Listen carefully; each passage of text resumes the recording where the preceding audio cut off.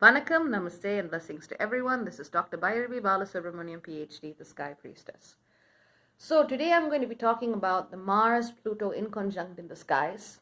And as I've mentioned before, this isn't just going to be about astrology anymore. It's going to be more practically grounded in what we are doing in the here and the now.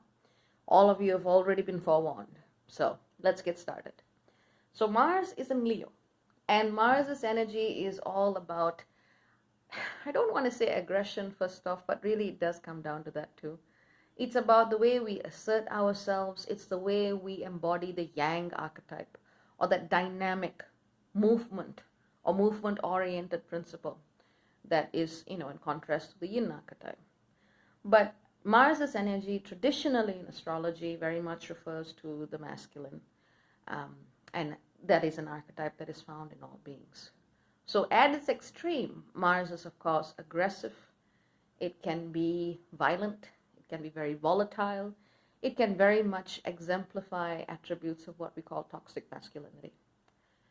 But remember, there's also toxic femininity. It's not just limited to men, or toxic humanity, I should say. But, yeah, I don't buy the whole thing that we demonize half the human species. No. But when we look at what it's in conjunct, we see that Mars is in conjunct Pluto and Capricorn. And if you know anything about Greek mythology, you know that Pluto thought that rape was basically a good way to get a wife. I mean, he does many other things. He is ruler of the underworld. But Pluto's energy is also very much associated with the energy of Scorpio, the 8th house. And this is where that's that very deep energy of control that comes up. Very often, Pluto's energy is also about violence and war and all of the stuff that comes up when someone's shadow is triggered too much and they feel too insecure and they feel that the only way they can assert back control is to dominate and overpower. So when you get Mars, and by the way, Pluto is in Capricorn, which is not a friendly sign. This is an energy which is like, if this is what I want, I'm getting it. And Capricorn is also about, or rather Capricorn's energy is also about the way that power structure of dominance is held in the world. So when you get a Mars-Pluto aspect, especially with Mars in Leo, which is all about leadership and, it is aspirationally working from the heart, but very often it does get caught in its own ego and grandiosity. When you've got Mars in Leo in conjunct Pluto and Capricorn, that is a recipe for major meltdowns and triggers. So I've been just sitting with this energy, and I was supposed to go do more work, but Spirit just said, hang on, wait. So I said, okay, and I waited. And just looking at what's been unfolding in the world in the past 48 hours, it's been, oh my God, it's all I can say. I mean, for example, I'm looking at the mass protests in Hong Kong intensifying. I'm looking at the, 10,000 troops that have just been sent, additional paramilitary forces that have been sent to Kashmir, which is the contested territory between India and Pakistan. And there are 5 dead bodies on the Indian border. And they're like, okay, guys, come and claim them. It's that kind of rhetoric. It's scary. And in the United States, we of course see these heartbreaking, absolutely heartbreaking shootings in Ohio and in Texas. And I was reading about how the little children were scared, they heard the sounds, and oh my God, that's just a lot. And this is like far from the whole picture. We need to look at what's happening in Siberia and the Arctic, where the forests are on fire. There's just so much going on. And I'm not saying it's all down to this one alignment, but this one alignment can take that flame and spark it up a heck of a lot more. And that's even more likely because Mercury is still at the point which it was whilst it opposed the lunar eclipse in Capricorn, bringing all of this energy out. So it's delivering us a big impulse, a big wave of energy that's still very much dealing with the themes of the eclipse. Which is why when I looked at my overview for August, I was like, oh man, this is not going to be pretty. But that's what it is. There's no point denying it. There's no point talking about how everything is magically going to reset itself. I have read reports like that for years, and I don't really see the planet responding in that way. It's not to say that we haven't had some successes, but at the rate of do I want to say destruction? Do I want to say collapse? Do I just want to say instability?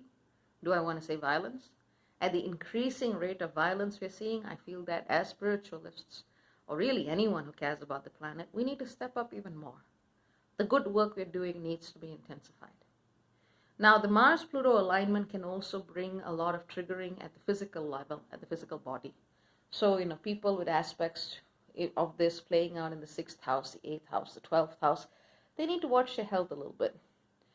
Just be mindful of what you're doing, where you're going, and take it seriously. You don't need to walk in fear, but this is maybe not the time to try to go ice skating while juggling knives at the same time. Though, it's not the best idea to go do something like that.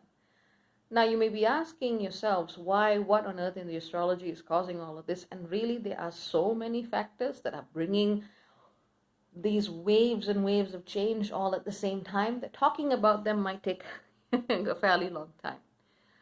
But what I can tell you is this is not going to be the end of it. This is, in some sense, it's already a process that's very much underway. So, on the one hand, we can go into, well, there's no point doing anything. I'm just going to sit at home and ignore the rest of the world. You can do that. Or you can go, yes, we need to fight and bleed and contest and rage and shout till, you don't have any more energy and get burnt out. Or you can just kind of go, well, when I feel overwhelmed, what do I do? My body can't handle it. Or you can use that energy creatively and go do something different. Or you can. There's so many different ways people are going to respond to this. And there's no point shaming anybody for their responses anyway. That doesn't help anybody. But with all of this volatile energy in the skies, my personal response to this would be to still be willing to witness what is happening with your hearts open. And that is difficult. Like, I have a soft spot for children. Children are what gives me any hope for the world. And I'm not saying this is the first time I've read anything to do with kids, but just reading about the way the children felt scared today, that's the kind of thing that really gets me grieving. What would they have thought? What would their parents be thinking? What can be done? How do you prevent another dead child?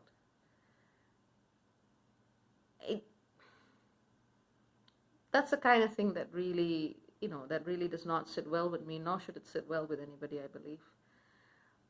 But sometimes we just feel powerless. We feel powerless when events like that happen. And that's exactly the kind of illusion and impression that well-spun spiritual rhetoric and well-spun political rhetoric will have you believe, that you are powerless.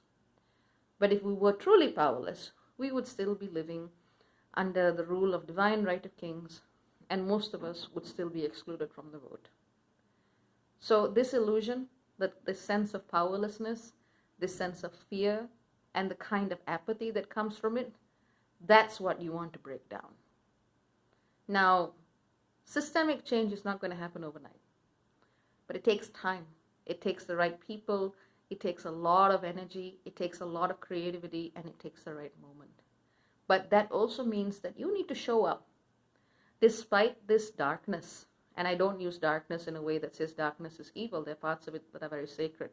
Despite this shadow of our collective psyche, despite the fear that it tries to instill, we are still able to do something as long as we are willing to show up with our truth, as long as we are able to engage and not disconnect, as long as we are able to see what is out there and not pretend to hide under a rock.